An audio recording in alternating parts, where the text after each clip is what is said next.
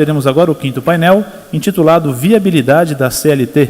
Compondo a nossa mesa de trabalhos, temos o Dr. Hélio Zilberstein e a doutora Kátia Magalhães Arruda. Para coordenar os trabalhos e assumindo a palavra, Sua Excelência, o desembargador vice-presidente administrativo do TRT de Campinas, Dr. Fernando da Silva Borges. Boa tarde a todos. Queria saudar inicialmente os ilustres integrantes da mesa, ministra Kátia Arruda, professor Hélio, saudar os colegas desembargadores, juízes de primeira instância, senhores advogados, estudantes, acadêmicos.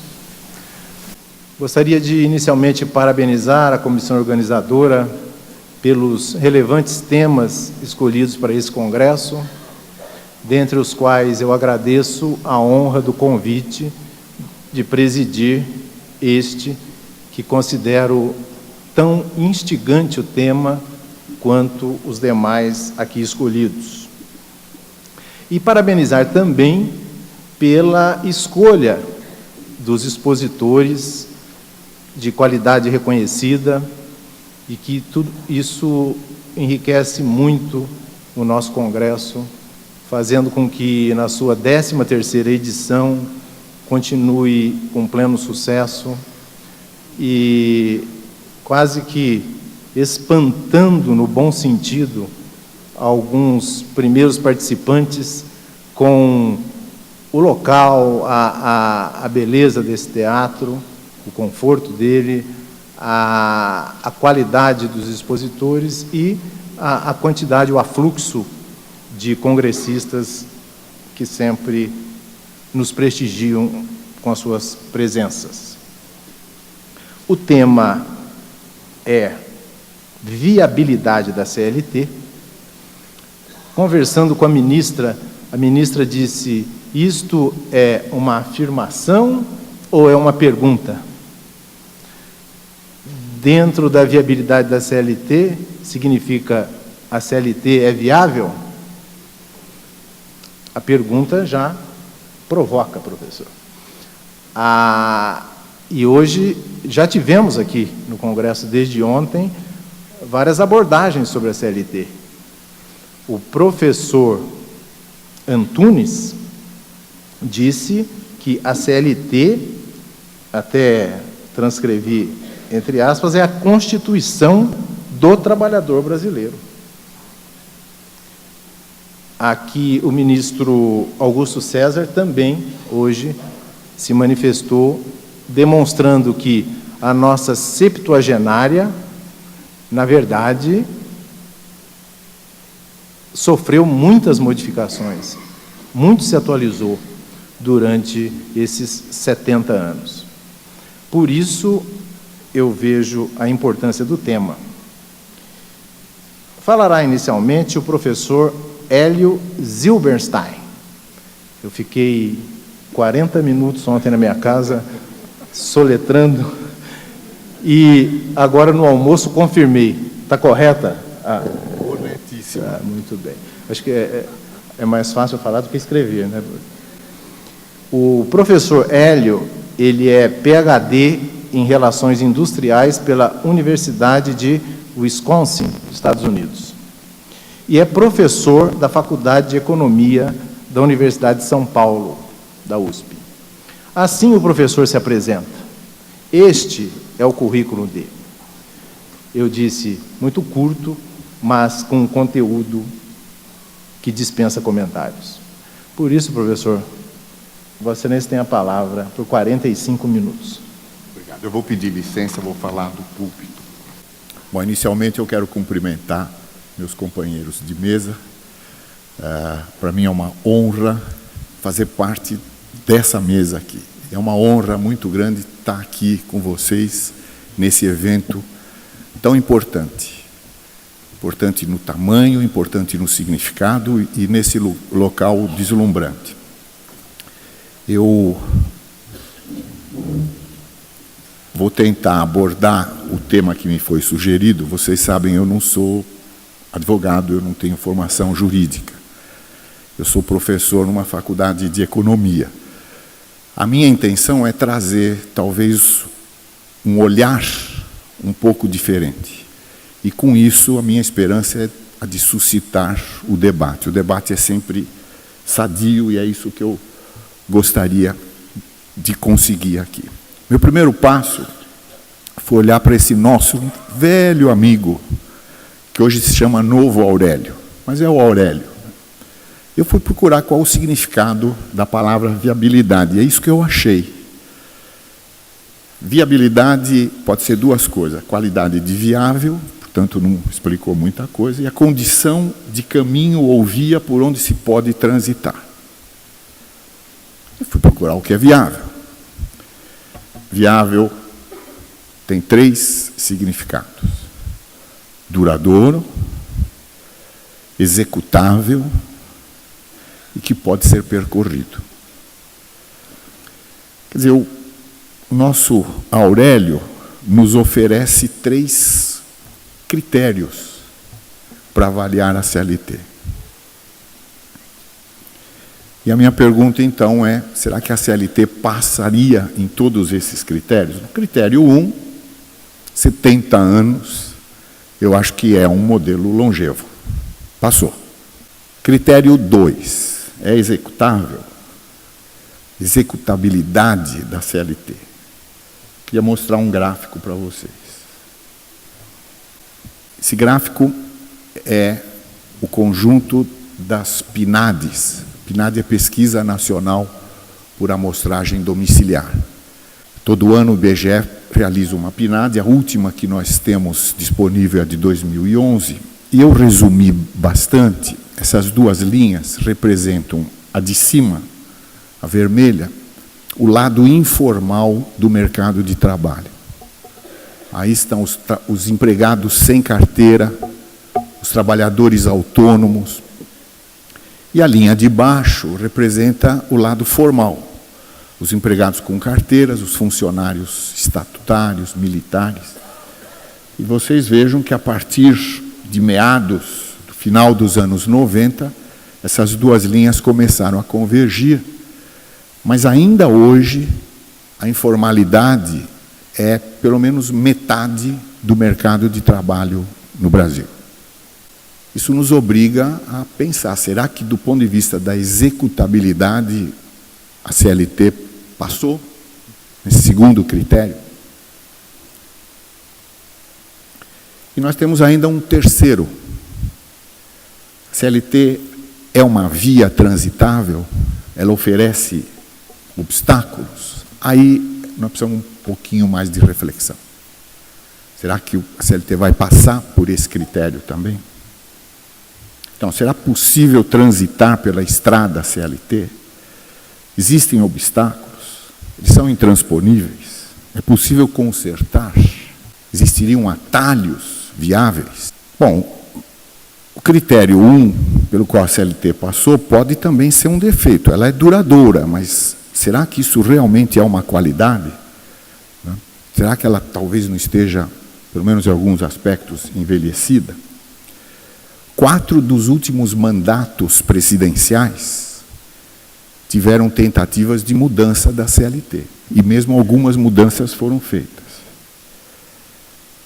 Só a atual presidente é que, desde o início, avisou que não ia fazer nenhuma reforma profunda. Mas o fato de que há tantas tentativas de se alterar a CLT, e não em alguns pontos, mas em alguns aspectos estruturais dela, já nos levanta a dúvida de que tipo de estrada seria a CLT. Transitável, facilmente ou não. Para continuar a nossa digressão sobre a viabilidade da CLT, eu pensei em encontrar uma referência para comparar o sistema da CLT com essa referência, esse outro sistema. E a minha ideia é recorrer a um conceito muito utilizado na literatura das relações industriais, não tanto na literatura do direito do trabalho, mas desse enfoque mais pluralista, que é das relações industriais, que hoje mudou de nome para relações de emprego e trabalho. E essa referência é uma proposta que John Dunlop, um economista institucional, o maior economista institucional da segunda geração de economistas institucionais dos Estados Unidos, ele propôs. Ele propôs a ideia de que as relações de trabalho compõem um sistema. Então, a minha tentativa aqui vai ser provocar vocês e fazer essa comparação. O sistema CLT com esse tipo ideal de modelo que o Dunlop propõe. Então, o Dunlop diz que um sistema de relações de trabalho é um sistema que faz parte de um sistema maior que é a sociedade. E ele tem um contexto. E o que acontece no sistema das relações de trabalho é influenciado por esse contexto. O mercado, que tipo de mercado? Competitivo, oligopolizado, concentrado? Que tipo de produtos ele faz? Com muita tecnologia, pouca tecnologia? Existem valores nesse sistema? Governo, trabalhadores e empresas compartilham valores ou estão absolutamente distantes do ponto de vista ideológico? Como é que se distribui o poder nesse sistema? Esse é o contexto. E isso é que vai influenciar os elementos do sistema. E os elementos do sistema são, além do contexto, estruturas, processos e resultados. É uma coisa muito simples, até intuitiva. Estruturas são as estruturas de representação dos agentes sociais. Governo, trabalhadores e empresas, de alguma forma, se estruturam. Esse conceito ele pode ser pensado para um país, para um setor de atividade e para uma empresa também. O mesmo tipo de abordagem. Essas estruturas interagem por meio de processos. Um dos processos, e essa era a preferência desses ideólogos do sistema de relações industriais, era o processo negocial. E o sistema, o aspecto principal do sistema é que ele produz resultados. E o que são os resultados? São as regras desse sistema. Então, uma maneira de você olhar para esse sistema é olhar para cada uma dessas partes, e principalmente para os resultados. O que esse sistema produz? Então, esses são os conceitos, as estruturas são as representações, os processos são os mecanismos de interação que vão produzir as regras, e as regras são os resultados. Salário é uma regra, jornada é outra regra, férias, benefícios, existência ou não de garantias de emprego, condições de trabalho. Esse é o produto do sistema. Idealmente, na cabeça do Dunlop, dos colegas dele, é que os processos de interação entre os três atores sociais estão produzindo essas regras. 3 tipos de regras. Regras para produzir as regras. Quer dizer, essas seriam as regras do jogo. Como é que essas partes vão interagir? Segundo quais regras? Que tipo de jogo vai ser jogado? As regras propriamente ditas. E um outro conjunto muito importante, regras para interpretar as regras e resolver as disputas. Vocês vejam que tudo isso está presente no nosso modelo. A grande tarefa é como é que isso tudo é produzido, que tipo de interações estão existindo e se esse é um arranjo melhor ou se poderia haver um outro tipo de arranjo, um outro tipo de sistema. O Dunlop dizia, isso é verdade, que você só pode pensar num sistema se houver alguma compatibilidade ideológica.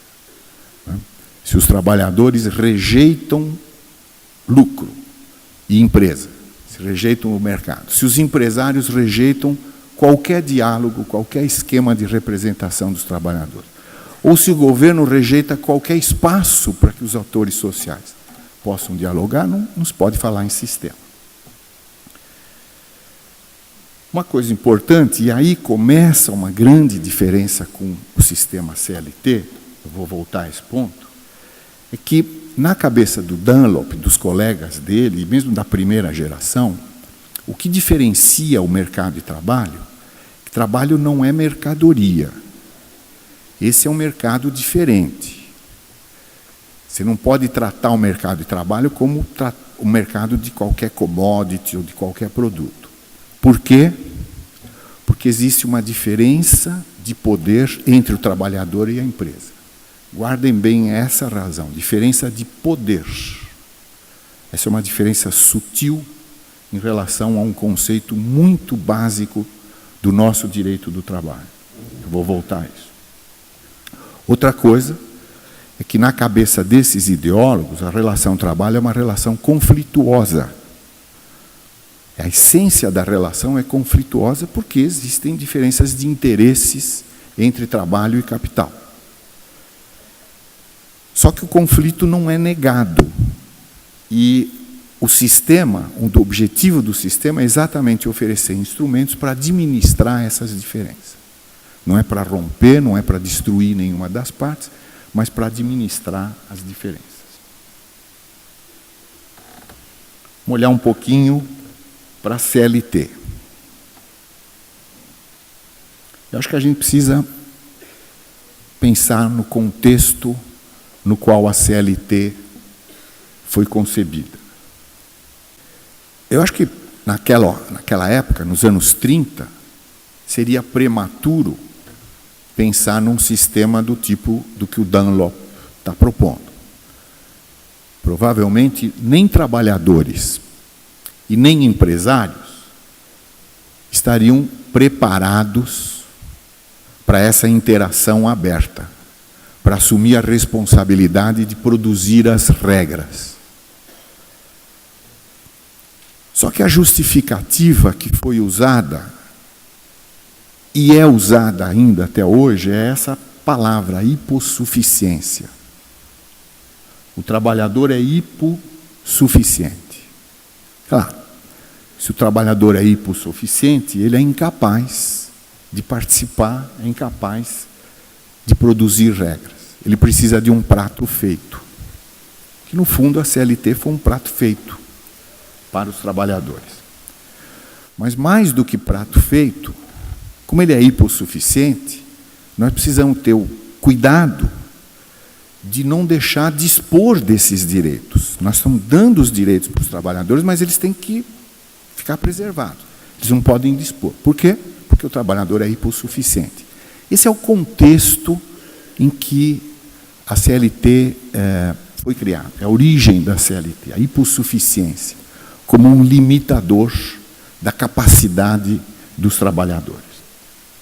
E os empresários não estavam preparados para o diálogo, não estavam preparados para reconhecer o trabalhador e não estavam preparados para dividir o poder. Eu não sei se ainda hoje os empresários brasileiros estão preparados para isso.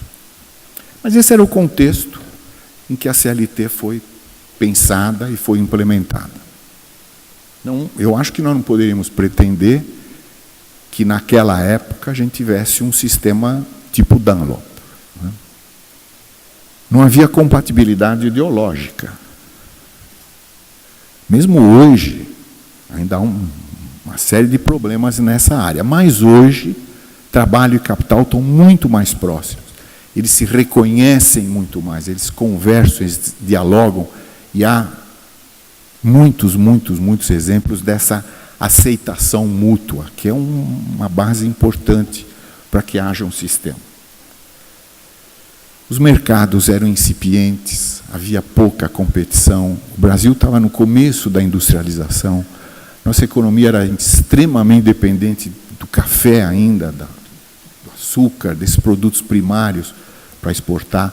Nós não tínhamos mercados sofisticados, a economia não era uma estrutura complexa e completa como é hoje.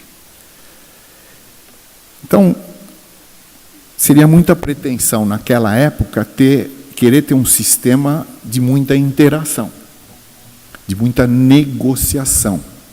Isso teria sido realmente prematuro. Seria mesmo necessário muita intervenção, muita tutela do Estado na produção de regras, para cuidar das regras do jogo e para interpretar essas regras do jogo também. Quer dizer, o ciclo completo tinha que ter esse cuidado, essa supervisão do Estado. Os processos eram restritos. E a negociação era, e ainda hoje é, muito limitada no tempo e no espaço. Eu acho que o pecado maior da CLT, volto a dizer, hoje é fácil a gente ver, é fácil a gente dizer isso, mas na época dá para entender por que aconteceu dessa forma. Mas o grande defeito, vamos colocar assim, é essa limitação no tempo e no espaço da negociação. E havia certos espaços onde a negociação está proibida, e está proibida até hoje, que é o local de trabalho. Na cabeça do Dunlop, na cabeça dos ideólogos do sistema de relações industriais, um sistema de relações de trabalho, um sistema de relações industriais, começa com a negociação no local de trabalho. Esse é o alicerce. Esse é o espaço fundamental de negociação. Porque é nesse espaço em que se manifesta o conflito, aquele conflito do dia a dia, do trabalhador com o chefe, da supervisão com o chão da fábrica. E esse espaço foi suprimido no sistema. Talvez o Brasil seja um dos poucos casos no mundo onde a negociação começa da porta da empresa para fora. Quer dizer, você não tem nenhuma garantia legal para que o jogo seja jogado todos os dias aqui dentro. Então, essa é uma limitação importante, que persiste até hoje. Volto a dizer, dá para entender por quê. Talvez a gente não estivesse preparado para aceitar, para permitir esse espaço para a negociação. O fato é que a produção de regras e a administração das regras, a interpretação das regras, é quase uma exclusividade do Estado nesse sistema. Solução de controvérsias também. Bom, as críticas mais usuais. Uma ênfase muito grande no direito individual, nos direitos dos trabalhadores, muito detalhamento, uma hipertrofia da legislação, paternalismo, e uma certa desatenção, um descuido em relação ao direito coletivo. Desde o início, está muito mal resolvida a questão da representação dos trabalhadores e dos empresários também. Os sindicatos patronais têm os mesmos defeitos que os nossos sindicatos de trabalhadores. Negociação coletiva não é incentivada, claro, porque o sistema não foi pensado para isso mesmo. Problema de legitimidade, de representatividade dos sindicatos. Essa representatividade é muito discutível nos dois lados. Quer dizer, as estruturas de representação não têm representatividade. E a fonte preferencial da regulação é a legislação. O que isso produz? Um descontrole do ponto de vista dos atores sociais sobre o processo de produção de regras. As regras são produzidas por um ente externo a essa interação. Mesmo quando essa interação pode existir, quando os dois lados estão suficientemente maduros, representativos, legítimos, para assumir a produção e a administração das regras, eles não têm esse espaço. Isso é produto daquela concepção. Um exemplo recente, extremamente polêmico, eu sei, a questão do ponto eletrônico, por exemplo. De repente, o Estado resolveu regular a questão do ponto eletrônico. Isso não era uma demanda nem dos sindicatos, nem das empresas. Mas apareceu uma regra de fora, quer dizer, não há controle, os agentes não conseguem controlar a produção dessas regras. Volto a dizer, 70 anos atrás isso fazia sentido. Hoje, talvez não. E as contradições da CLT. Apesar da CLT, muita informalidade. A CLT não consegue produzir todos. Vocês viram aquele primeiro gráfico que eu mostrei. Apesar da CLT extremamente detalhada, O mercado de trabalho no Brasil é muito flexível. A gente ouve, principalmente os empresários, se queixarem da rigidez da CLT. De fato, a CLT é muito detalhista. Ela coloca algumas regras de difícil cumprimento, mas daí a dizer que isso enrijece o mercado não é verdade. O mercado de trabalho é extremamente flexível no Brasil. Eu vou mostrar para vocês por que eu estou dizendo isso daqui a pouquinho. E esse sistema, como ele não foi pensado desde o início, com um espaço onde o conflito inicial se apresentasse e pudesse ser administrado, ele é um modelo que induz o litígio. Quer dizer, o conflito é levado para fora e para a justiça do trabalho. E aí o gigantismo dessa instituição da justiça do trabalho. Claro, é a única maneira de você resolver as divergências, é indo para a justiça do trabalho. Eu vou mostrar para vocês daqui a pouquinho também um gráfico sobre as reclamações em primeira instância na Justiça do Trabalho, que eu espero que faça vocês se perguntarem algumas coisas.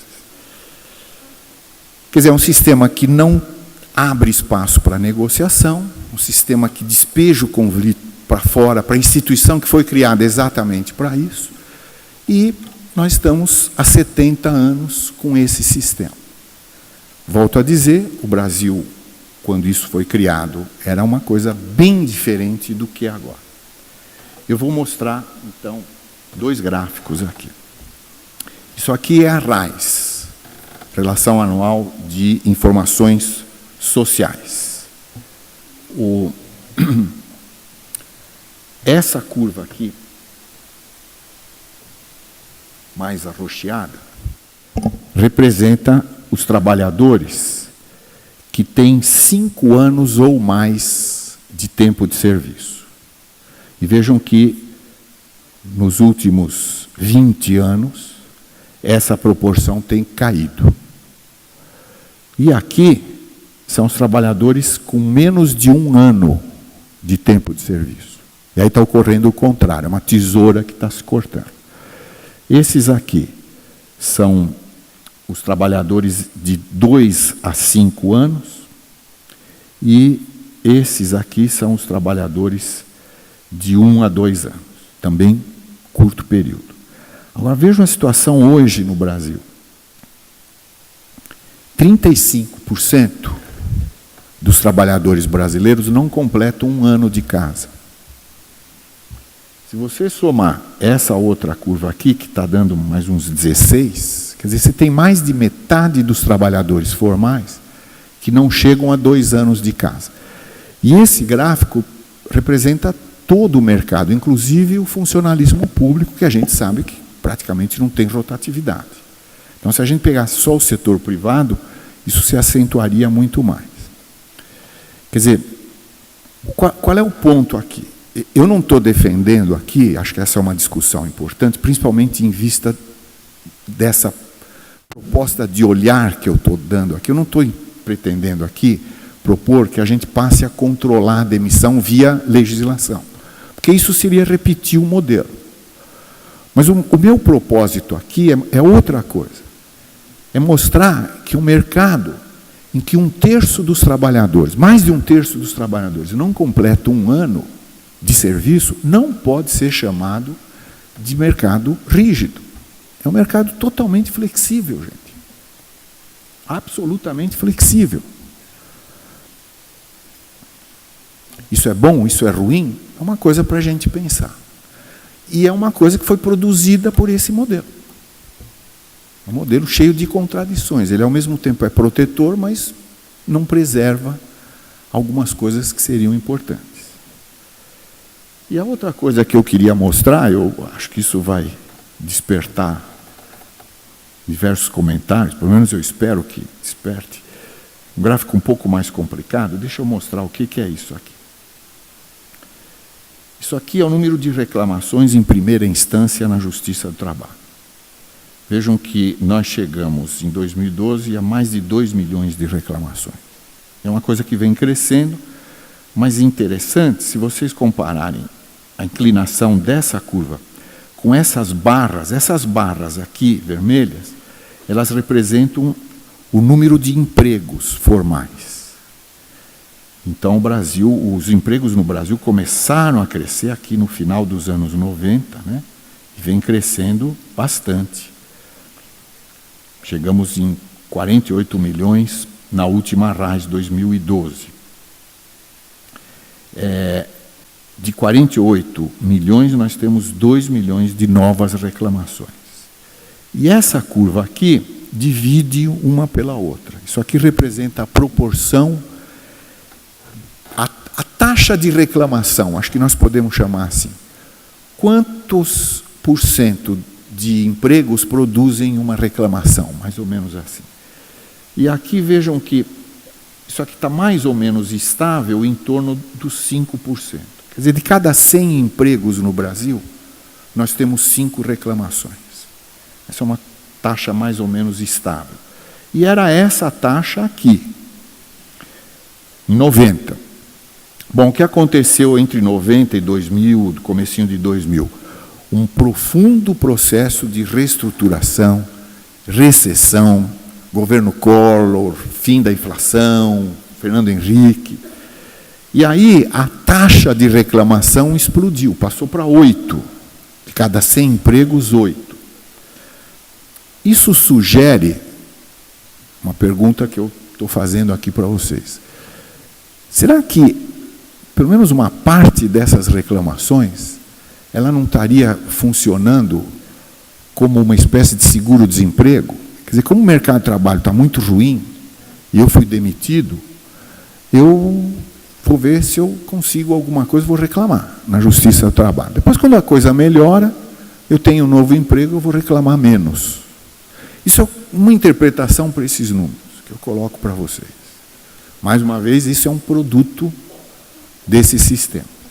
Essa taxa de 2 milhões de reclamações, 5% de taxa de reclamação é muito alta, é muito grande. Uma grande parte disso poderia ser digerido, poderia ser resolvido se nós abríssemos aquele espaço que eu mencionei, que até hoje não foi aberto. Então, em síntese, o sistema não reconhece o conflito, CLT. O que o Dunlop propõe é o reconhecimento explícito do conflito. O papel do Estado no modelo CLT é o poder maior. No modelo do Dunlop, seria um papel para garantir as regras do jogo. Fazer com que o jogo seja jogado dentro de certas regras. A ênfase. O modelo CLT enfatiza os resultados. Nós precisamos garantir esses direitos. O modelo do Dunlop enfatiza as estruturas, que precisam ser representativas, legítimas, e os processos.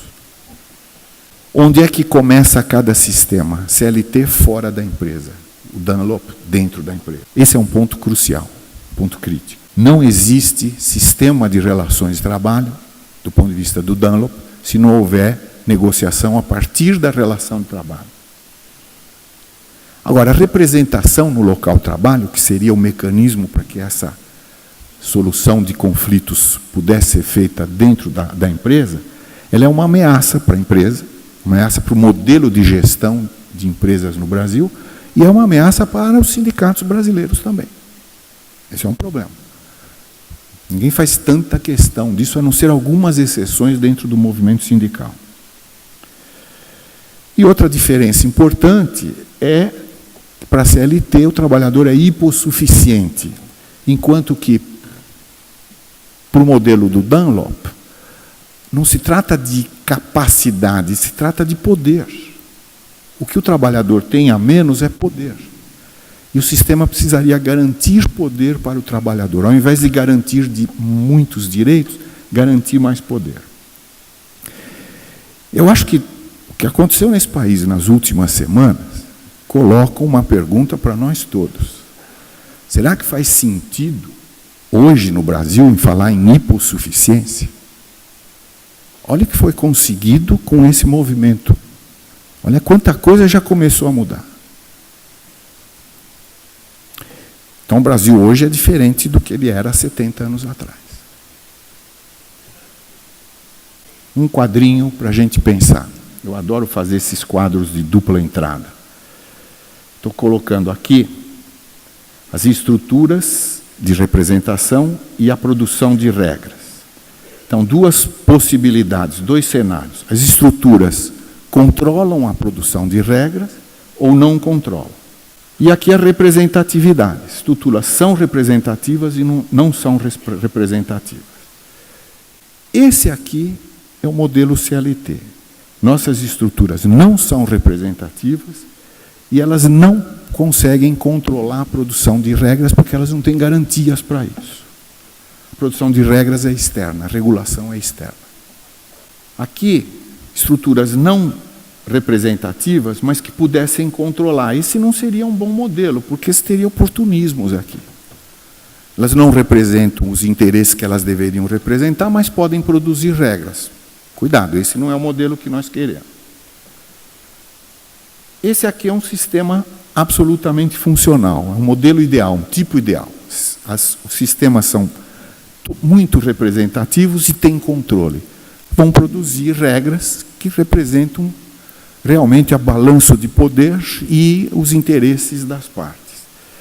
E o que está se propondo, o que ocorre no Brasil um pouco hoje, o exemplo é o ABC paulista, é que lá você tem estruturas representativas, o Sindicato dos Metalúrgicos do ABC é bastante representativo, mas nem ele, nem as empresas controlam a produção de regras.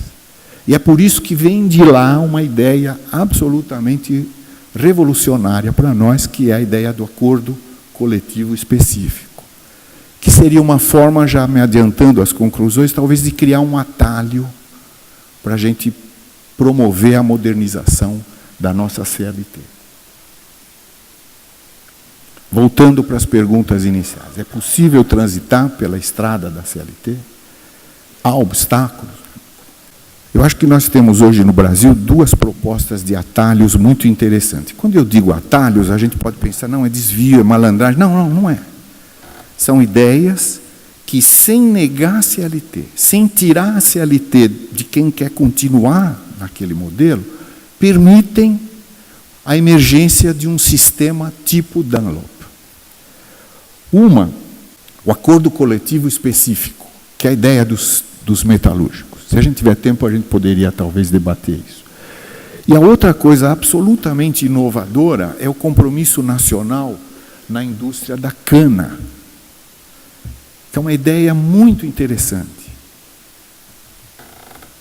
Nos dois casos, compatibilidade ideológica.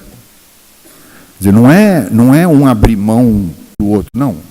Os dois se reconhecem mutuamente e conseguem conviver com as suas diferenças. Representatividade, negociam diretamente no local de trabalho, os processos que eles estão pregonizando são mutuamente aceitos, e eles querem produzir regras, querem inovar, querem controlar a produção de regras. Eles têm toda a maturidade e toda a representatividade para fazer isso. Eles não têm a garantia legal. Eles não conseguem se firmar. Eles são vistos com desconfiança. São até combatidos em alguns círculos. Mas eles mereceriam uma oportunidade. Eles são voluntários, os dois. Olha que coisa interessante. Talvez eles estejam indicando a emergência de um novo padrão de relações de trabalho no Brasil. Um acordo voluntário em que as partes mutuamente concordam em tentar administrar as suas diferenças. Eles não vão revogar nada. Continua valendo todo o resto. Mas o que eles estão pedindo é que haja garantias legais para eles prosseguirem nesse jogo. Estou terminando. Uma outra coisa aqui, é um debate em torno da regulação do mercado de trabalho, e eu sou francamente a favor da regulação do mercado de trabalho. Eu só acho que ela tem que ser contemporânea, tem que ser inteligente. O mercado de trabalho não pode ser deixado à competição. Claro. Agora, a CLT atrapalha a criação de empregos? Não. Eu acho que não dá para dizer isso. Essas barras verdes são a diferença líquida entre demissões e admissões do CAGED, que é outra estatística interessante no Brasil. Desde 2000 até agora, vejam que a criação de empregos ocorreu. Ela está diminuindo por causa da conjuntura econômica. E então a linha verde é a quantidade de empregos criados e a linha azul é o crescimento percentual em relação ao ano anterior. Então, apesar de tudo, apesar das dificuldades, hoje a gente ainda está criando emprego com a CLT. Quer dizer, não é o fato de existir a CLT que impede a criação de emprego. A criação de emprego, isso aqui é um dado do CAGED, o mês de maio, criação líquida de empregos no mês de maio.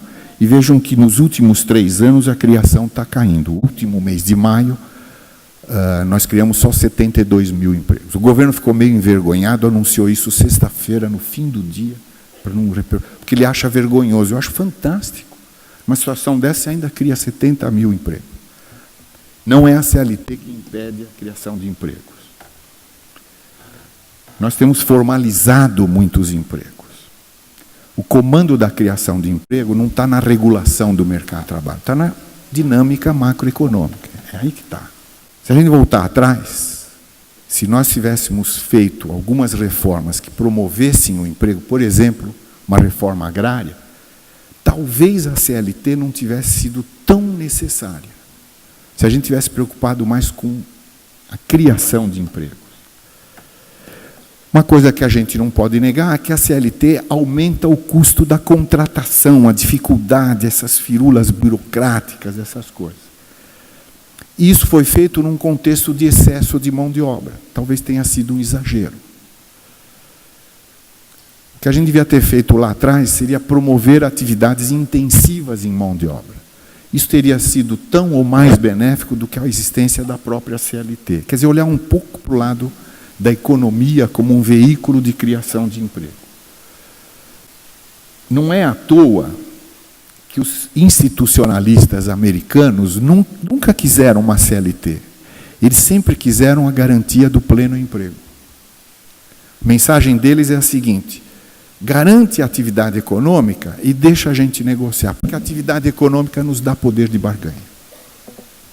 Eu não estou dizendo que a gente tem que transplantar exatamente isso. Estou querendo só comparar o que nós temos com um modelo ideal. Na minha avaliação, daqueles 3 critérios propostos pelo nosso amigo Aurélio, vocês viram que o Aurélio é um especialista em relações de trabalho. Né? 3 critérios. CLT teria passado só em um. Nós precisamos perseguir os outros 2. Precisamos ajudar a CLT a ficar viável de acordo com esses 2 últimos critérios. Muito obrigado.